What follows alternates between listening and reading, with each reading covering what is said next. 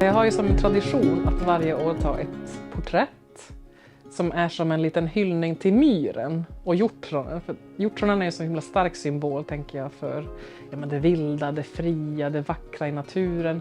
Och sen har jag alltid älskat hur de ser ut. Oj, vilket fint. Jag fick en idé för något år sedan, eller ganska många år sedan nu, om att jag skulle ta ett porträtt med en blomsterkrans fast med hjortron istället. Och sen har det blivit en tradition att ta ett nytt sånt porträtt varje år fast med en annan vinkel. Det är också så här, utmana sig själv i kreativiteten och också göra någonting bara för sig själv. Men man vill ju också att det ser lite, att man ser hjortronen på bild. Är det ett hjortron så syns det ju inte så bra direkt.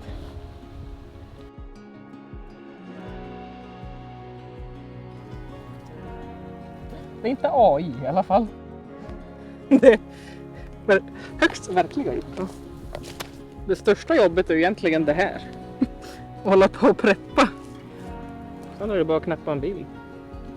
Åka hem och sitta vid datorn. Renhorn från min morfar.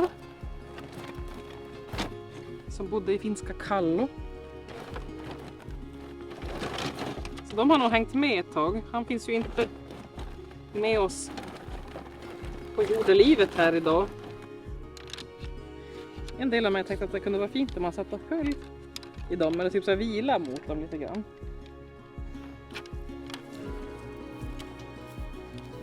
Och sen när jag har med mig morfars gamla renhorn så är jag med min mormors gamla brydslöja.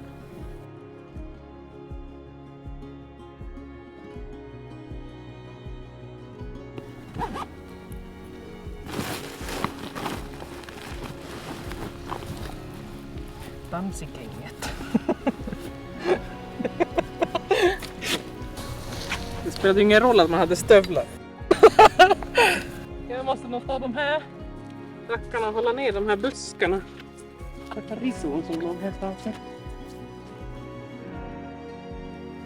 Jag hamnar på mitt i skottlinjen. Jag vill heller inte bryta av dem. Här var det. Nu har ju jag inte någon fjärrutlösare. Den är sönder. Så nu blir det att springa som en idiot från plats till kamera. Man ska få kämpa lite också.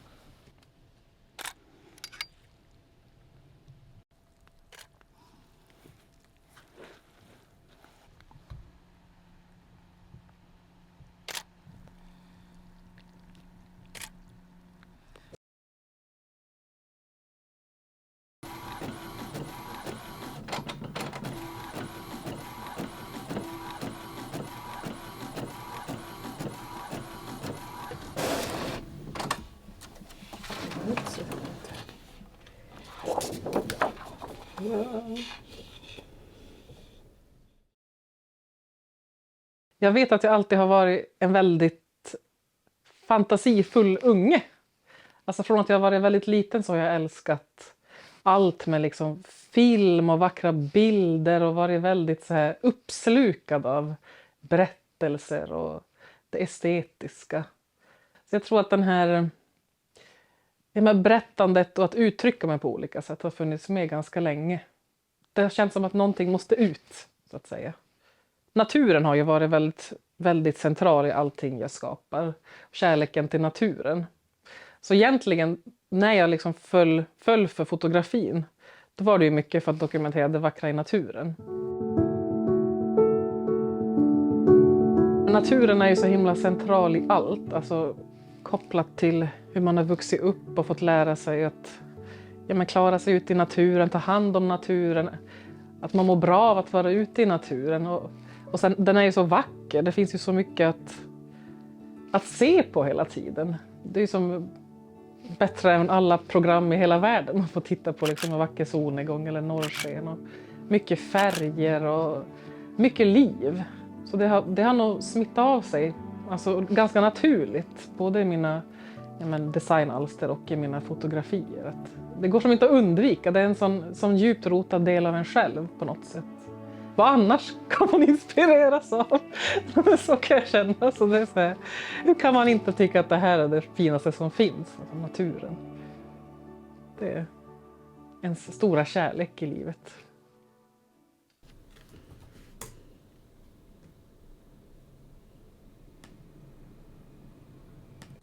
Det här har jag ritat.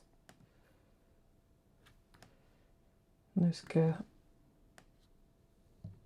korrigera enligt feedback. Det är alltid kul också när man... Ofta kan kunden ha en bild av vad den vill ha och sen längs vägen så ändrar det sig också så här, när man ser sin idé konkret. Det är det som är så intressant tycker jag också när det formas längs vägen. I det här fallet så var det så här, men vi vill hålla det ganska så en neutral färgskala, jordnära, och nu var det, men jag tycker om det här rosa du brukar göra, rosa, gult, orange. Så jag bara, ja, skitkul! Så vi får se vad det landar i. Men nej, alltså jag tänker att skapandet har ju vuxit och förändrats längs vägen också. Och nu skulle jag säga att när jag insåg att jag kan väva in allt som är jag i mitt skapande, då blev det ju som next level roligt också. Att jag kan få ta med, jag älskar naturen men jag älskar också liksom vintage och second hand och jag älskar country och cowboyhattar. Och när man kan förena allt som utgör det som är jag, då har det blivit så himla tydligt. Det är den här vägen jag ska gå. Det är så här jag ska hitta min bildstil och mitt formspråk. Jag älskar retrofärger och mycket 70-tal. Och det får också ta sitt uttryck i både bilder och design. Många gånger så har man ju tänkt, alltså när man började hålla på för många år sedan så var det så många som sa, nej men du måste göra den här grejen eller så här ska du göra. Men man har ju insett att det inte är sant, utan du måste hitta din egen grej. Och vad det är kan bara du själv avgöra och definiera. Ja, och det är då också tror jag folk fastnar för det. Och kan liksom knyta an till dig på ett annat sätt när du sticker ut så. I år blev det ju ett lite speciellt år eftersom att min man spelar fortfarande hockey. Men det här året så valde vi att inte följa med på hans hockeyäventyr. Med att liksom permanent bo där. Han är i Norge och jag och vår dotter och våra hundar är kvar här i Tornedalen. Mera. Ska vi klättra mera? Kom från den här sidan. Det är lättare att gå om du går runt. Kom. Runt. Och så går du här. Bra. Så. Ska jag hjälpa? Vad ska du göra? Månen kommer snart. Måne. Och det var också en sån här, det blev liksom en liten utmaning för mig, en personlig utmaning. Såklart att det är mycket med livspusslet så.